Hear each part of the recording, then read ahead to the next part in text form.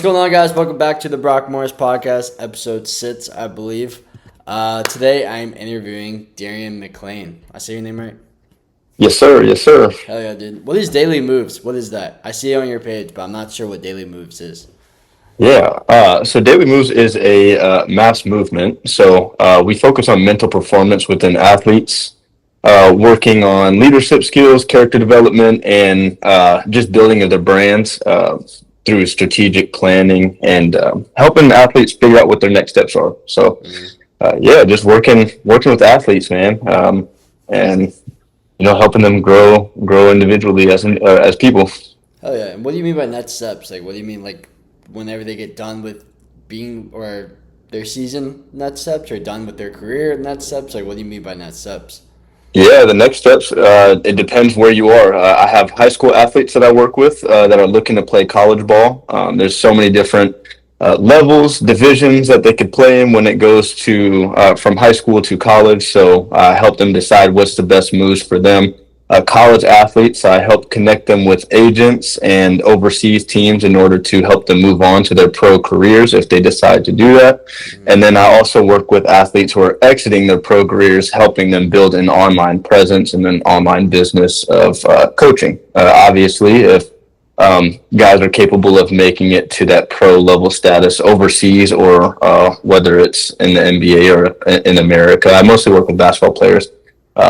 They have some sort of competitive edge or something that they could teach. So I like to help them start their online coaching businesses as well. Mm-hmm.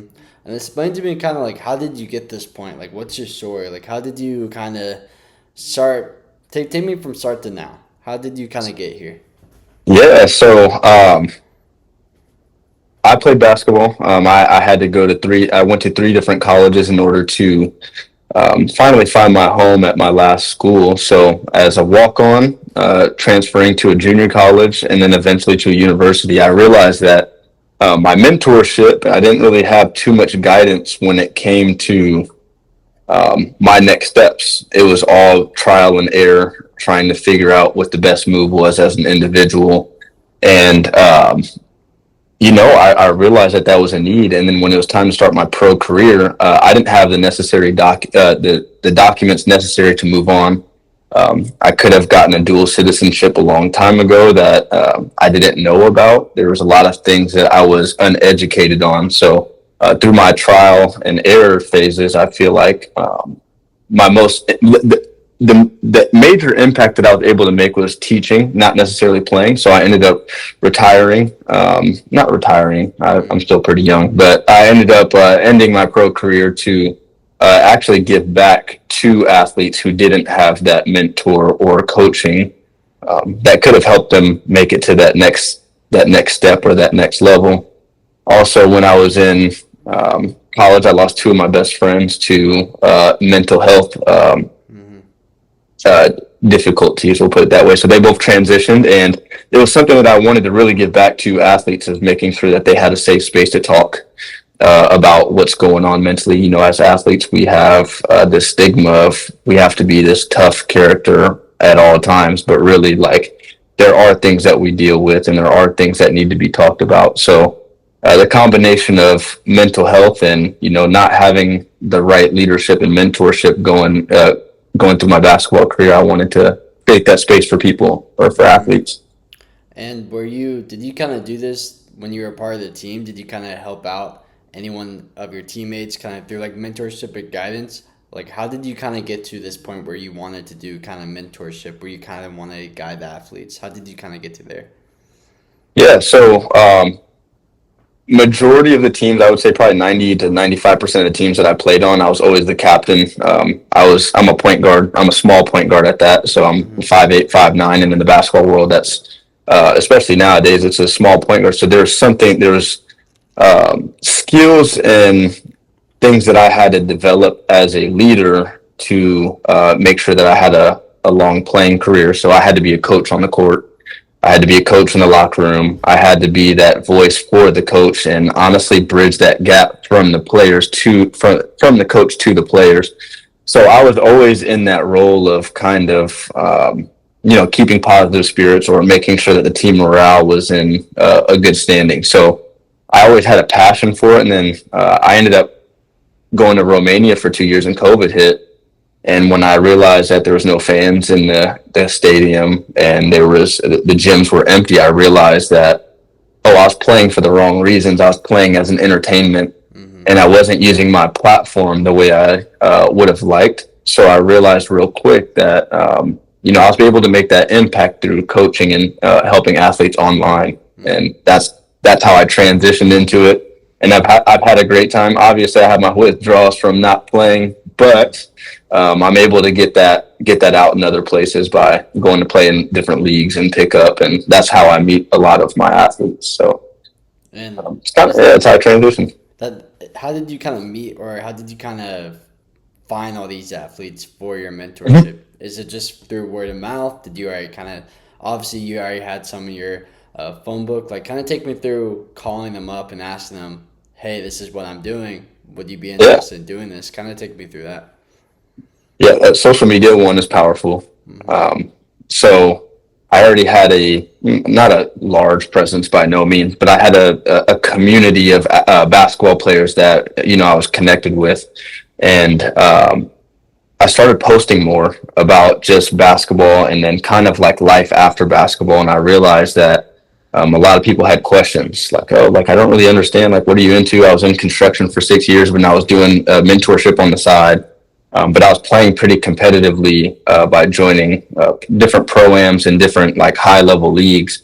So people are like, how are you still like able to do these things with the job and you're not playing pro necessarily anymore? So I was gaining high school attention. I had a small like audience in Romania and Eastern Europe that were following. So once I started posting, people started reaching out and asking questions. And then once they started asking questions and through the DMs and mostly social media marketing is my main point of contact. But once they started reaching out, I realized that this is a niche that I can attack. It's a blue ocean niche is what we like to call it. There's red ocean niches and blue ocean niches. So a blue ocean niche is something that's not like it's not oversaturated. There's not too many people doing these things. It's not like um, it's an open market where I could create my own space. And online coaching is a space that's been on the rise.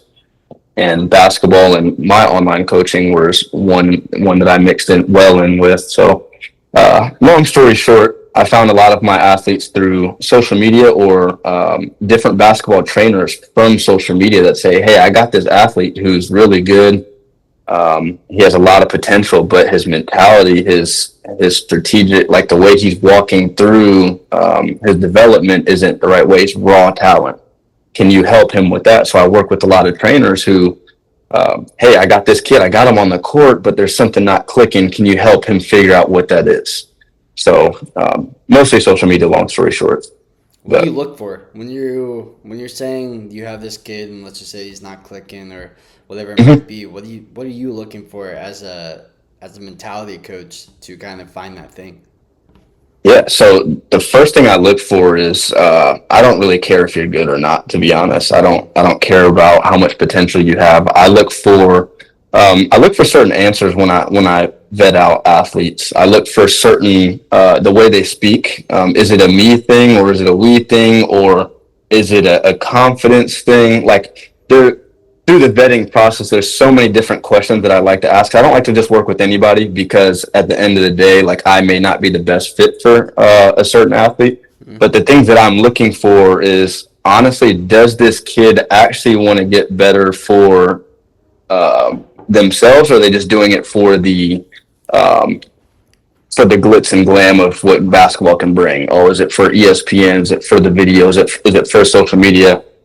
It's harder for me to work for just the social media guys that just want to post and be, um, influencers. And that's, Yeah. there's Mm-hmm. nothing wrong with it. There's nothing wrong with it. It's just harder for me to kind of guide because I'm not an influencer, or at least I'm not an influencer yet in that space where I can give that type of coaching. I can coach from my experience, and that is I played um, at the D2 level. I played against D1 teams. I played at the junior college level. I played in top division over in Romania. So that's my experience. So I will speak on my experience and not necessarily of how to be an influencer or a social media guy. So that's what I look for. I look for the guys who actually want to take those next steps, whether it's D1 or NAIA or junior college. It doesn't really matter. I don't care the level as long as you're willing to attack it for yourself and not for the media. Yeah, it seems like on your Instagram, I'm always seeing people like dying after your workouts, or always just out of breath and dead. Well, what are Yeah. your working outs consists of? Like, how do you keep them motivated? Is it only one day a week, or are you doing it every day, or what's that consist of? Yeah, so my main point of target is actually online. So everything that I do in person out in San Diego is pretty much pro bono.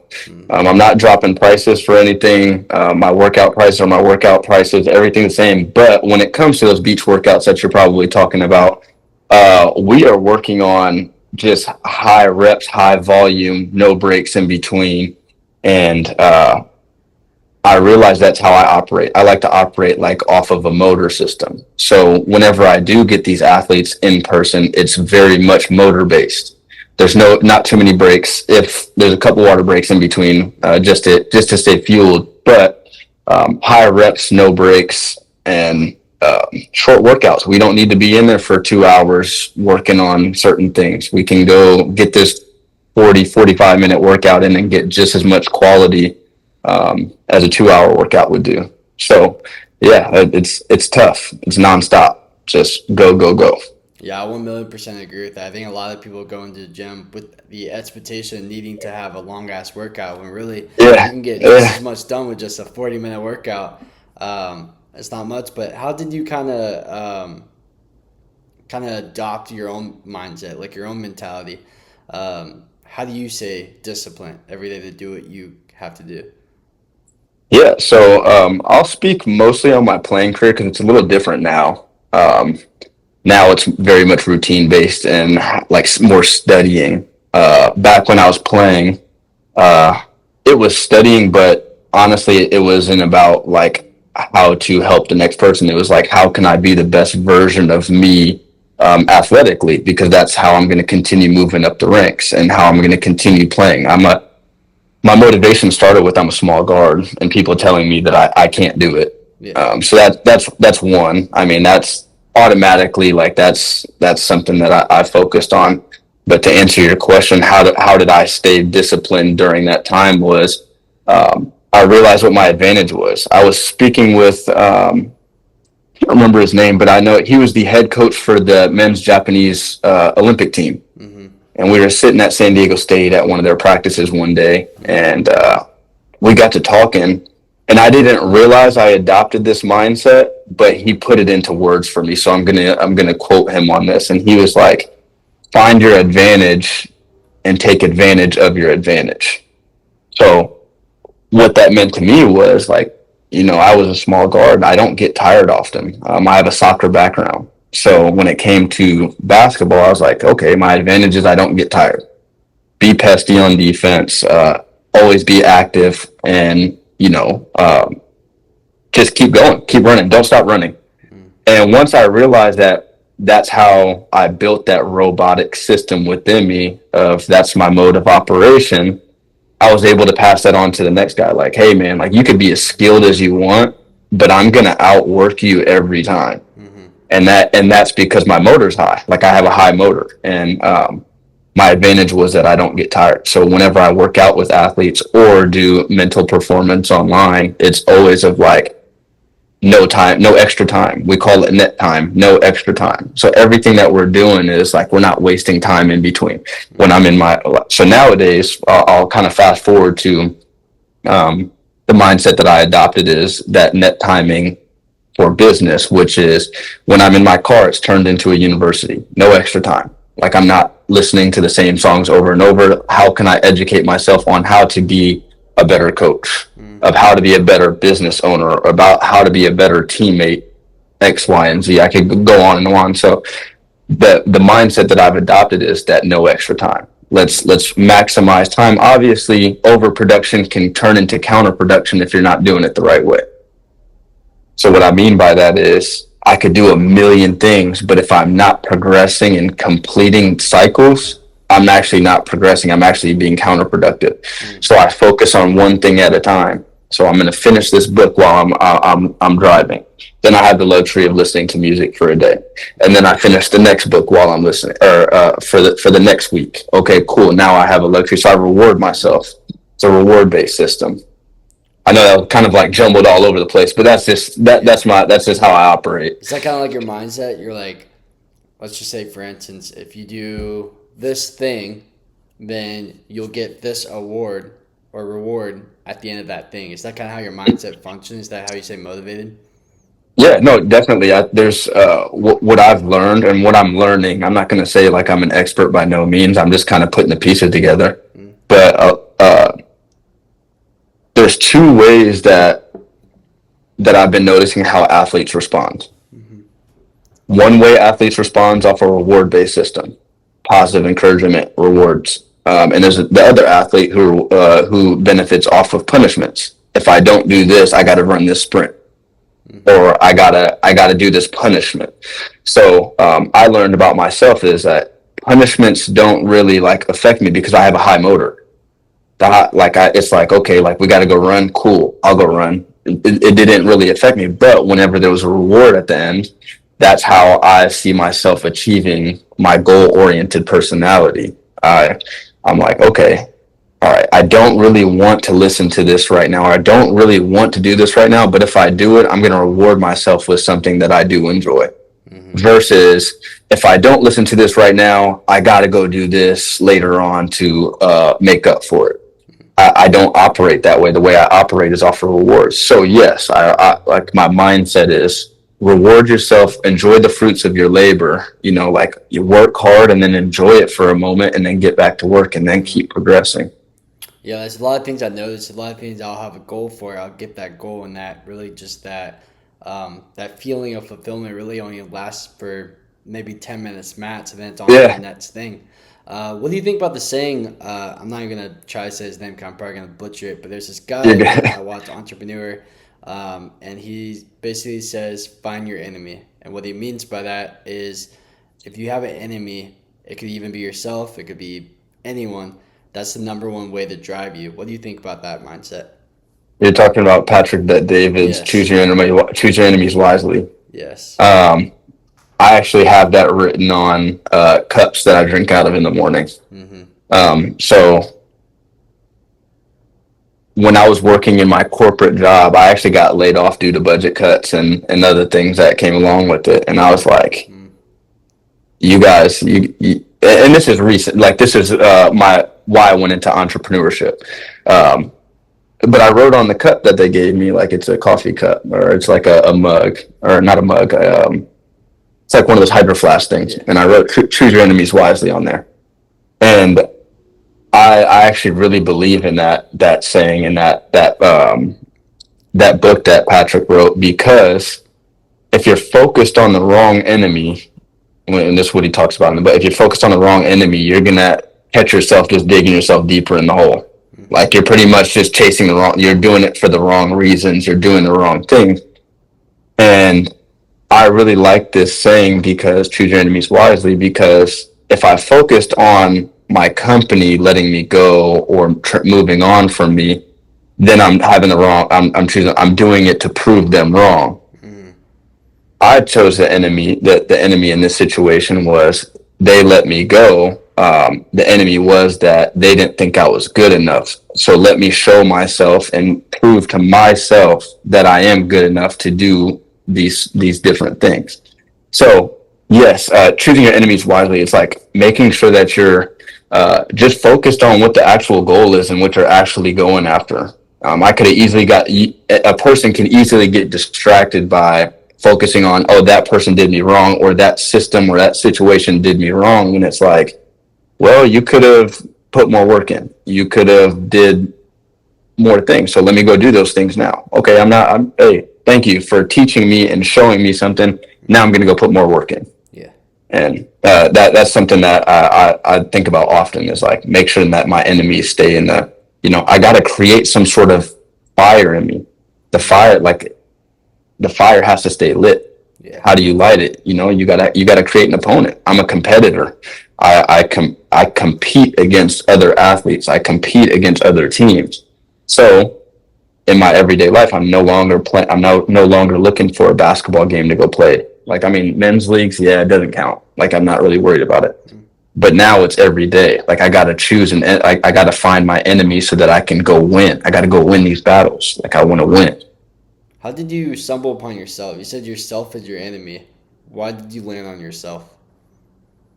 Because I've adopted the it's my fault mentality. Like anything that, I'm not gonna say anything, but majority of things that go wrong or um, don't go as planned.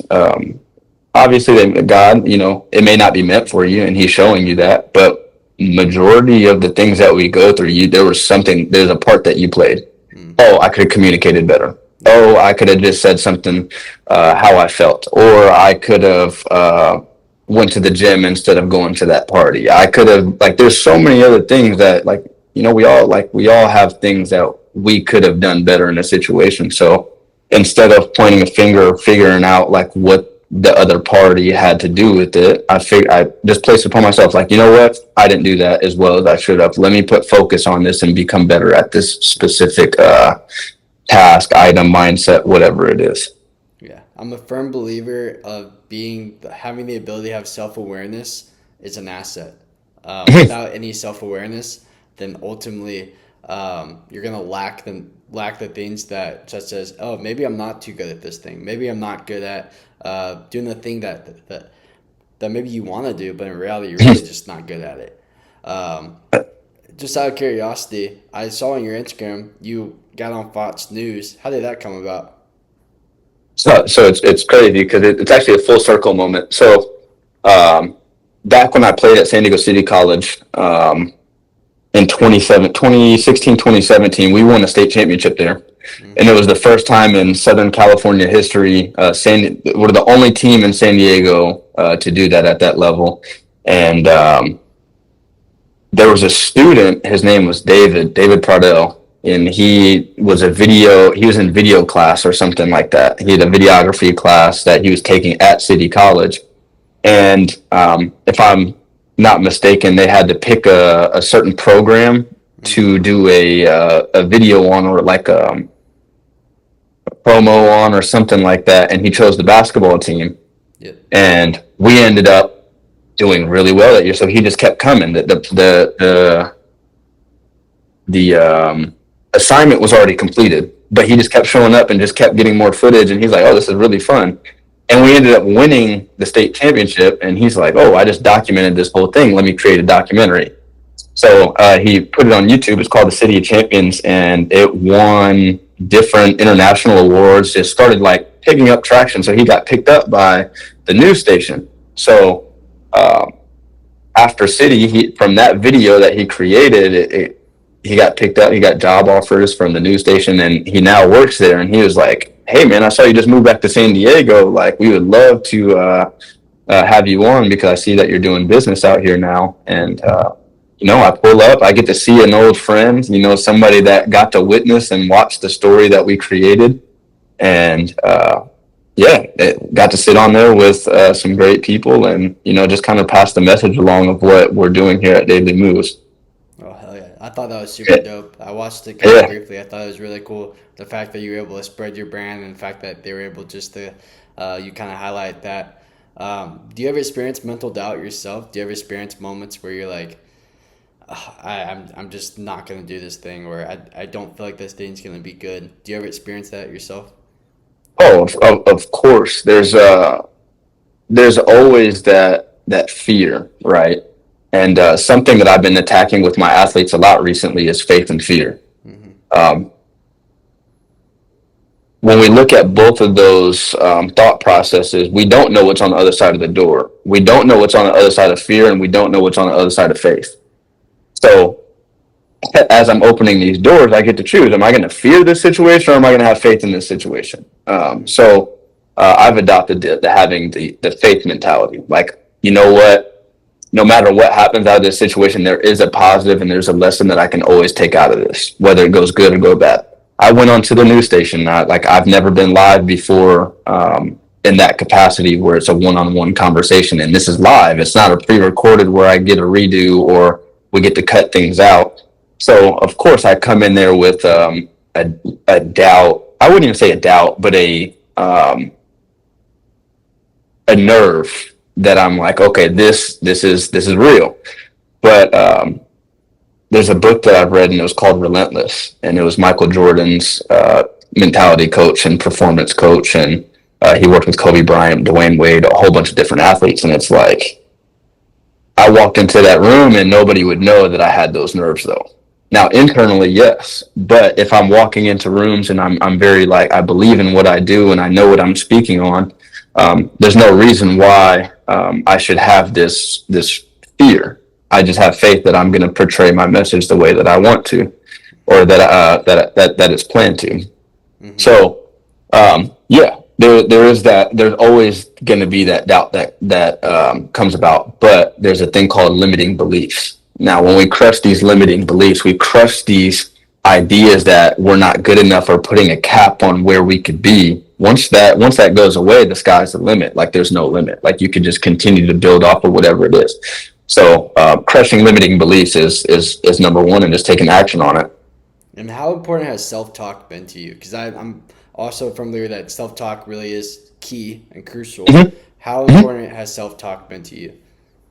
Oh, it's everything. I mean, if you don't believe in if you don't believe in what's inside your mind right away, you're already at a disadvantage, or you're already gonna put yourself at a disadvantage, or you're already losing.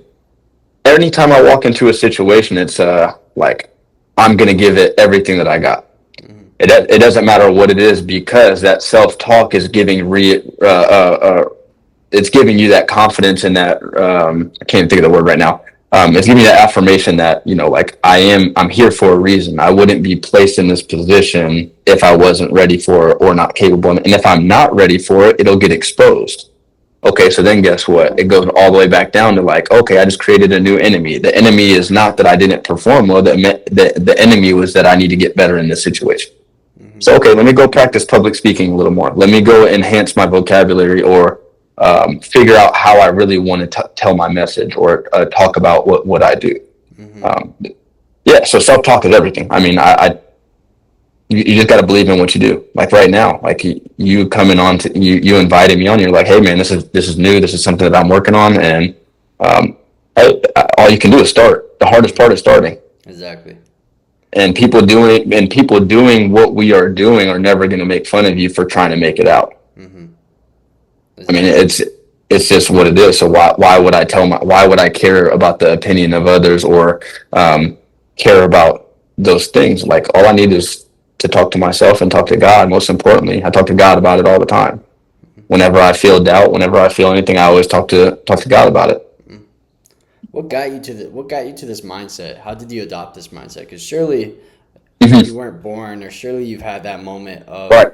um, all these doubts, everything, the self-limiting beliefs. How did you kind of have this mindset?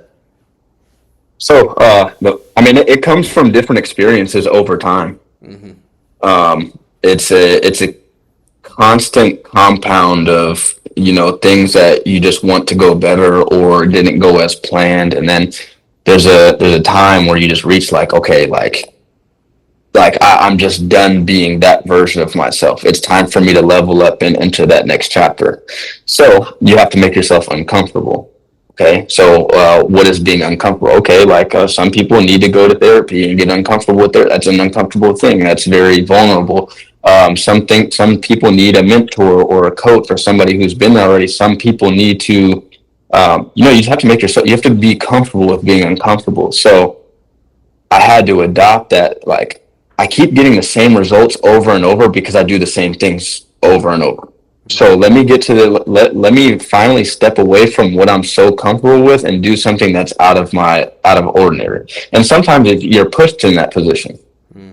um, that meaning like you lose a job, or one of my students, he got diagnosed with cancer, and he got cleared a few months ago. Like thank God, like is amazing that he got cleared, but he went but tried to go back corporate, and he was just like, yo, like my life was on the line, and I'm over here still chasing somebody else's dream. Let me start my own.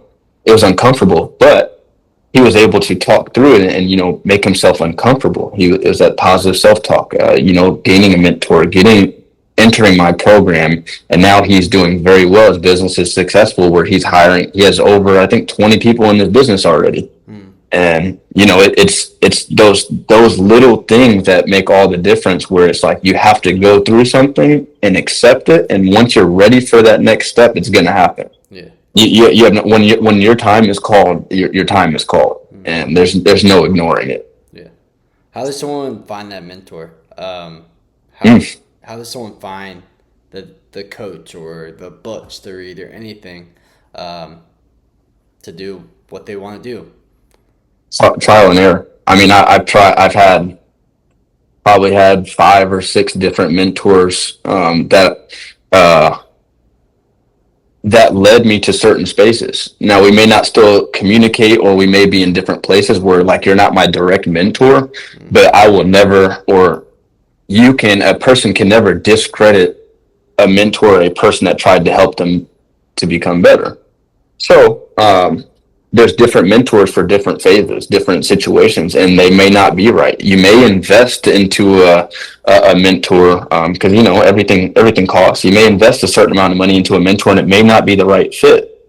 But it may not be the right fit, and there's something you can always take from it. Like, oh, I don't believe in this, or I don't move this way, or maybe we've outgrown each other during that time, and it may be a short amount of time, it may be a long amount of time, but there's always going to be that next mentor or that next person that, you find. Mm. And you just got to try. If you don't try to find one, you're never going to find it. It's the same thing I talk to my college basketball players about my high school, or my high school athletes.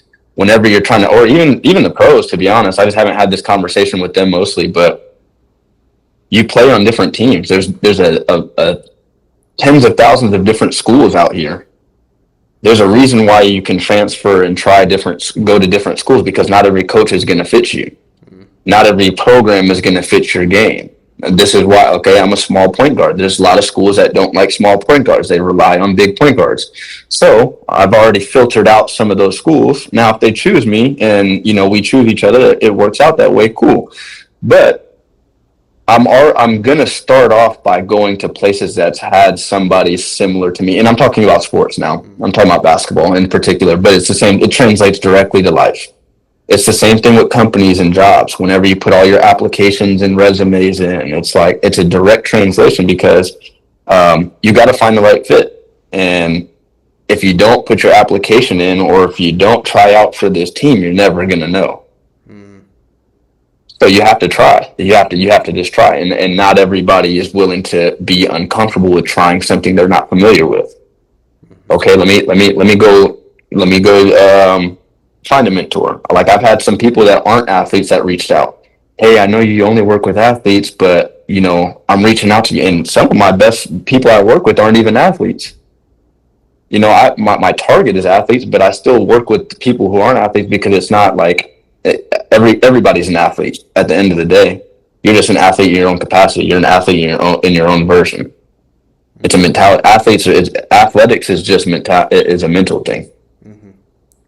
And then walk me through. You started this. You started your Instagram account. You started the mentality thing. You started your Yep. mentoring everything. What did your friends say? Were they kind of judgy of it? Did they kind of were they supportive of it? Everything. What did your family say? Were they all supportive? What kind of what was the thought process there? Full throttle. Like, I mean, the people that I surround myself with, and obviously, like, it takes a lot of trial and error with that too. You have to weed in and weed out. But the people that I surround myself with are like, hey, if you ever need anything, let me know. Yeah. And not in a cocky, or like, in the most humble way. Like, yo, the people I surround myself, I'm very particular with, because um, there's a mission and there's a purpose that I'm after, that God's placed in front of me, and I always give Him the glory. So I'm going after those things, and if I'm with people who are like, that's a bad idea, or that's not going to work, now advice or constructive criticism is different, though, and I'll get into that a little bit after. But the people I surround myself with are like, hey, if you ever need something, let me know. Mm. and we believe in the method of falling forward. Yeah. So there's no falling back. There's nothing I have to fall back after this, right? So the only thing I can do is fall forward. Everything I do, like with this business, with when I created it from the beginning, was fall forward. If I trip and I fall, I'm going to fall forward, and I pick myself up and I keep going, keep chugging along. But I have a good environment around me that help pick me back up, even on those times where I fall, Mm-hmm. that I can count on, that I can lean on. And when it comes to the constructive criticism that I was talking to you about was, now it's okay to bring up a topic or have them be like, hey, this isn't a good idea, because I'm not telling you not to do it. It's not with negative or ill intention. It's like, hey, I'm looking out for you, and you may not see this, and I'm gonna tell you why and give you reasoning, rather than like, oh, I'm just gonna say this is some BS, or I don't believe in what you're doing because of this decision that you're making. Mm-hmm. Decisions and choices can be very difficult, and without the right people around you, you'll start swaying. You'll sway this way. Your beliefs go this way. Hey, bro, you believe in this, and you're not following this. Mm-hmm. Those are the type of people I keep around, or accountability partners left and right. Mm-hmm. And that's the main source, is just having the right people around. And something that kind of stuck out to me, as you said, falling forward. It kind of just sounds like to me that nothing's truly a failure. If things did kind of go wrong, or things quote unquote failed, it's truly not a fail. How did you bounce back from failure when things when you have an idea, you do the thing, it failed? How do you kind of bounce back from it? Oh, you just take the lesson out of it. If I'm not able to sit down and really like reflect on a situation, reflect on the failure. I don't believe in failure. There's no such thing as failure. What is failure? There's no such thing. Something that doesn't work out may not be for me. It's not my purpose, and maybe I'm off track, or whatever it may be. There's so many different scenarios, but okay, can you repeat your question? I want to actually like dive into this actually for a second. Repeat exactly what you just said. There's a word that you said that I wanna dig into. So one of the things that stuck out is that you talked about falling forward, and Yeah. it kind of just brought me back to failing. That nothing's truly a failure. Right. You kind of said you take the learning lesson out of it. How do you bounce back from failure when things aren't Okay. going your way? Um, you take your time to reflect, and you pick up that next thing. I mean, if I spend time like in pity, or just focusing on what already happened, I'll never be able to take that next step forward. And that's by the main thing is focusing on the present, being present in this moment.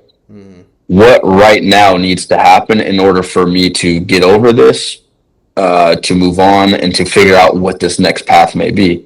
And for me personally, something that I do a lot is I write. Mm-hmm. I like to write. Like I love writing. Whenever there's confusion, or a little cloudy in a situation, I write. Mm-hmm. Whenever I feel lost or I'm kind of spacey, I read. So there's two directions that I know needs to happen right away. Either I need to go get all of this emotion out of what happened so I can move on, or I need to go acquire new information so that I could take that next step forward. So that's how I get up from a quote unquote failure, or how I get up from something that didn't work out in my favor. Yeah. It's not about me though. It's about whatever's meant for me. Mm-hmm. Do you So read strictly entrepreneurial books, or do you kind of read anything? it depends. I read a lot of different things. Mm-hmm. I read a lot of mindset stuff. I like to study people who've been in my shoes, or who are in places that I'm trying to get to. Like for instance, like the book Relentless, the Kobe Bryant and Michael Jordan's mentality coach. So that's something I play on repeat, and I don't like to jump from book to book. I actually read or listen to books over and over again, Mm-hmm. and because I need to understand what they're really talking about. And there's only a select few people that I really want to take a dive into. I don't, everybody can drop a book nowadays. Anybody can drop a podcast nowadays. Anybody can give out information. It's the information that resonates with me, and that will work in my progression. So when it comes to the selection of books, I do read a lot of mindset mentality books, but at the same time, I read some entrepreneurial books, people who are in the entrepreneur, who are business owners, different business owners. And then I also dive into, some different like fun books, like more kid books. I think children's books have a way of portraying a message to an adult that makes you reflect, but is enjoyable for kids. So a kid's gonna if you really like think about kids books, it's actually like it all the cliches that are written in them and all the things are like, oh, like, I've heard that before, the wisdom takes. Um, I believe that children's books are meant for kids to enjoy and for adults to reflect on. Hmm. So I actually I'll go to the bookstore and read like a 32-page kids book Hmm. and just pick it up and just kind of see what the message is. There's always a message. What's the message? So you're a firm believer in reading, that people should educate themselves through tasks such as reading, podcasts, etc. Um, I'm not going to say I'm a firm believer in what works for me. mhm. What works for me may not work for you. That may not be a route, but I do believe in for myself educating myself in certain ways is how I produce and progress. Hmm. It may not work for everybody. A podcast may distract somebody, or a book may create too many ideas for another person and they don't know how to compartmentalize it and do different. So I can't speak for everyone. I'm just speaking for myself in this nature. So Hmm. yes, podcast, books, and I mean even movies. I like getting the message out of movies. So I watch a movie. It's not necessarily about like how cool this is. What's the message that are coming out of these movies? Hmm. What are some books you recommend someone to read? Mm. My intro book that I send to that I make all my athletes read is called The Energy Bus by John Gordon. Hmm. It's a super easy read. It's nothing but 130 pages with large print. So it's a pretty simple read, but the message that comes along with it is just it's undeniable for me. Whenever I feel my energy lacking or I feel a little confusion, I always go back to the energy bus. And the reason is just there's 10 sets of rules. I'm not going to give away all the game that's in the book because I think he wrote a fantastic book in this. But John was talking about the 10 rules that affect your energy, and it talks about the people you're around. It talks about the way you think. It talks about how you view certain things. But it's a super simple read, and that's the only one that I'm going to recommend right now, just because I think it's the first intro book. Now, for my experienced readers, it may be a little basic, but like I said, I believe in simpler books giving more complex solutions or information. Hmm. And take me through like onboarding. So you find an athlete, they go through your program. Take me through Mm-hmm. onboarding. Are you checking up on them every day? Because I'm sure it's easy to be motivated, but how long does the motivation really last for? Um, Mm-hmm. for instance, I could be motivated right now, but who to say tomorrow I'm not gonna be? So how do you kind of keep them motivated, keep them disciplined, keep them going? Yeah, so there's different ways, different packages, obviously, that some people need. You may need more off-season fitness. Somebody needs mentality. So it depends what you're looking for to keep the accountability. Um, but I recently just transferred. I'm transferring information into a school community. I don't know if you've ever heard of it. It's a community based. It's a gamified social media. Mm-hmm. So in my school community, I'm moving all of my athletes into there where it's like a live blog with classroom, different techniques, strategies, and different ways to, get over that hump of whatever it is. So, depending on your package, depending on what you're looking for, I have some athletes that text me good morning every day. Hey, good morning. Boom. And that's their key of like, okay, so when they text me good morning, I send them a video for them to watch for the morning. That's more personal. The more time you get with me, the more expense, like the more the price goes up. The price goes up, right? So for these athletes that are working with me, I make sure that I stay in constant communication through my team. I have a couple guys on my team that are like, hey, they may not be a direct line of communication with me at the time, but I do have people checking in to make sure that you're completing the work. And then when we do our one-on-ones on a weekly basis, some people have multiple during the week, but the one-on-ones with the weekly basis, we have action items. So at the end of each session, there's an action item. There's multiple action items that need to be completed. So we follow up midway through the week, like, hey, are these getting done? Send me something that happened. Send me something good that happened today. Send me something that you need to work on. There's just different ways of communication, and every person is different. Mm-hmm. And the more that I'm learning about each athlete that I work with, some require a little more attention. And that's something that, I may have to put one of my team members on, just to help keep. I mean, there's an influx of athletes coming, so it just depends what they need. Mm-hmm. That's a roundabout answer, but that's how I got it right now. No worries. What's your fitness routine like right now? Right now, so I'm actually in a transition. I was waking up at 5 every morning to go to the weight room. Mm-hmm. But I realized that what I'm learning is that what I learned in that situation by waking up super early and going to get my fitness in was that I'm a night owl, Mm-hmm. and there's a thing called a circadian rhythm, and not everybody operates on the same sleeping schedule, the same schedule. So I learned that I'm most effective when I wake up at 6:30. I'm most effective when I wake up at 6:30. I wake up. The first thing I do is open my Bible. I read my Bible every morning. I read a passage or a chapter or a verse or whatever needs to be, whatever my plan is. But my fitness routine, I'm currently working out in the afternoons. So 4:30, I found myself to be the most productive. For between 4 and 5, I'll just say, is my most productive and most athletic peak. And that's just the way I operate. And sometimes I do 2-a-days. So on Tuesdays and Thursdays, I do 2-a-days where I'll do a morning session. But the morning session is an outdoor activity, whether it's going on a run or whether it's doing body weight exercises outside. And then before sleep, I make sure that I stretch for 5 minutes, 5, 10 minutes. And super simple, but I'm not competing at a high level like I used to, so I don't need to focus on certain things as long as my mobility and I'm able to function. Like that's where I need to be. Mm-hmm.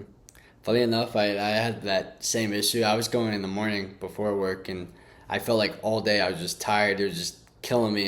And then when I started going after work, I've noticed my workouts were a lot more better than before work. So I completely agree Yeah. with a lot of what you said. Yes. Just kind of conclude this. What advice would you have for someone that want to go after that thing, that wants to start that podcast? Maybe they want to start mentality coaching. Maybe they want to, start a Shopify store, whatever it might be. What advice would you have for that person? I mean, I'm not going to speak for everybody, but there's one answer, and that's taking action. Mm-hmm. Um, Actionable steps will lead you to wherever you want to go. Mm-hmm. And that's having a clear, thought out plan of what you want to achieve. You got to find clarity first.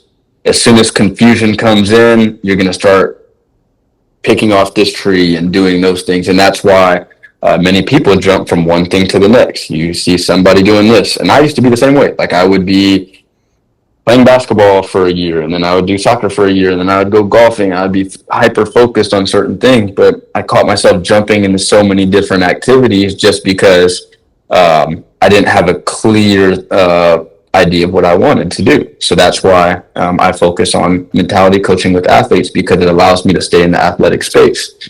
Now, for somebody that wants to start what they're doing, is take action. Figure out what it is. Go start from the top and move down.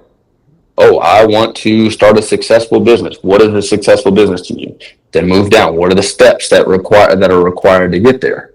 I want to start boxing, whatever it is. If it's boxing, okay, like what level of boxing am I trying to reach? What is the goal? Do I want to box professionally, or do I just want to play box in an amateur match? Okay, cool. So what are the steps that get there? Everything requires just an actionable step. So take action. Do your research. Figure out what it is that you want to do. Find somebody that's doing it already and go find a mentor. I mean, the best way to take action is finding a mentor. Mm. It's something I learned is proximity. Oh, I like that. That was motherfucking, but proximity. So surround yourself with people who are in places that you're trying to get to, Yeah. where you're trying to get to. Proximity. Stay close to those people. If you want to be a professional basketball player, you have a higher chance of becoming a professional basketball player being around professional basketball players. If you want to have a successful podcast, study people who have successful podcasts. Go find a mentor, find somebody who's done it that is coaching. There's a coach for everything out there right now. And people have this misconception of coaching. Oh man, they're just selling that course and everybody's selling courses now. And it's like with the right information and with the right person, that course that you're misconceiving, that you're misinterpreting, it may be the ticket out. It may be that information that you needed to get that inspiration or idea moving, because they're going to give you actionable steps to go through it. This is how I did it.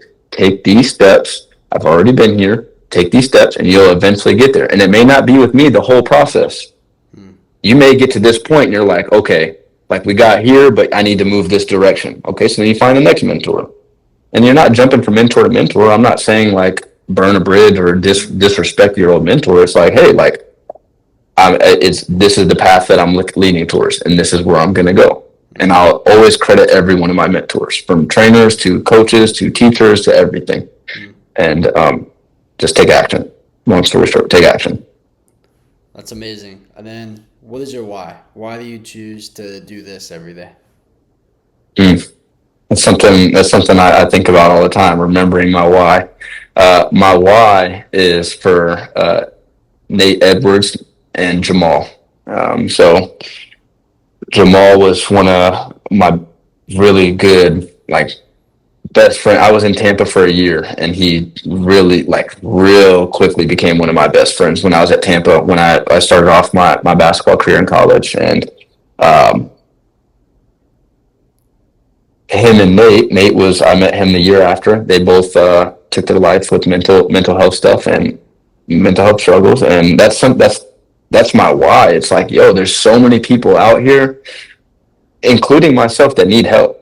And they don't know where that place is to go get help.